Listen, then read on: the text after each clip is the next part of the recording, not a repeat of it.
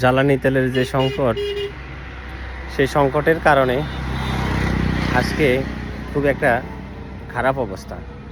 সেটা হলো এই যে বিয়ের দাওয়াতে আসছি, দেখতে পাচ্ছেন এখানে, এই যে বিয়ের দাওয়াতে নিজের হুন্ডাটা বাড়িতে রাখি আসছি, আর এই যে গাড়ির জন্য বসে আছি। মানে গাড়িটা কখন স্টার্ট দিবে, লোকজন সবাই আসবে, তারপরে মনে করেন আমরা যাবো। এই যে দেখছেন সিট খালি।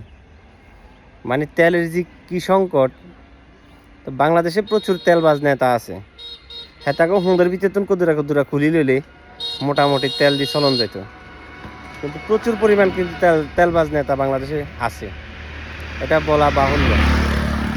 এই যে দেখছেন, এই যে আমি অনেকক্ষণ দাঁড়িয়ে আছি, এই রাস্তা দিয়ে হুন্ডা চলছে না, কারণ চর অঞ্চল, এখানে মনে করেন হুন্ডার তেল পাওয়া যায় না। কি যে একটা অবস্থা।